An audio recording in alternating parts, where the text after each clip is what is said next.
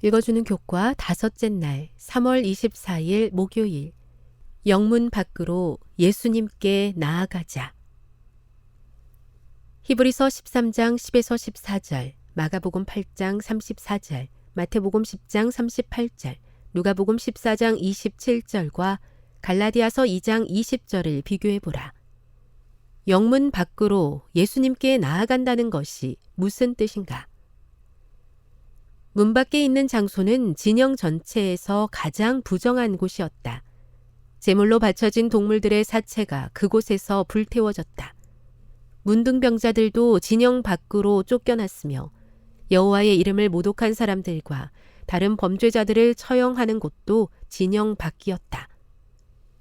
이와 같은 규례는 하나님의 임재가 진영 안에 있다는 것을 전제로 했다. 하나님께서 어떤 불결한 것도 보려 하지 않으셨기 때문에 모든 부정한 것들은 진영 밖으로 쫓겨나게 되었다. 예수님께서는 예루살렘 밖에 세워진 십자가 위에서 고통당하셨다. 이 사실은 그분에게 지워진 수치를 강조한다. 예수님께서는 신성 모독이라는 죄명으로 정죄받아 이스라엘로부터 거절당하시고 성벽 밖에서 죽임을 당하셨다. 예수님께서는 수치스럽고 불결한 존재로 치부되어 진영 밖으로 쫓겨나셨다. 하지만 바울은 신자들에게 예수님께서 견디신 수치를 견디며 예수님을 따라 영문 밖으로 나가라고 권면한다. 이것이 바로 애굽의 모든 보화보다 그리스도를 위하여 받는 수모를 선택한 모세가 따라갔던 길이었다. 그런데 히브리서는 이제 하나님의 임재가 진영 밖에 있다고 이야기한다.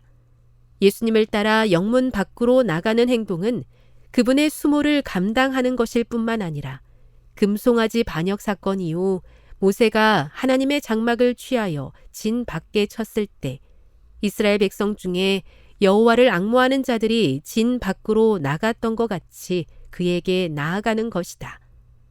이 이야기는 불신자들이 예수님을 거절하는 것은 이스라엘이 금송아지 반역에서 그랬던 것처럼 하나님 또한 거절하는 것임을 보여준다. 그러므로 고난의 치욕의 길은 하나님께 나아가는 길이기도 하다.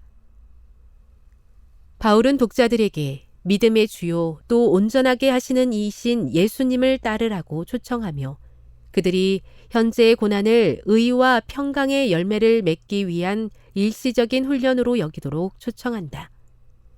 그들은 하나님이 계획하시고 지으시는 장차 올 도성을 찾기 위해 타락한 도시를 떠나는 것이다.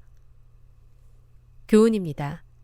하나님의 백성들은 하나님이 계획하시고 지으실 터가 있는 성에 들어가기 위하여 고난과 수치를 견디신 예수님을 따라 영문 밖으로 나가야 한다.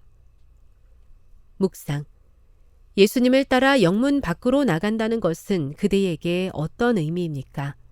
예수님을 믿는 믿음으로 인해 그대의 삶 속에서 주변의 사람들로부터 받을 수 있는 비난과 수치는 무엇입니까? 적용.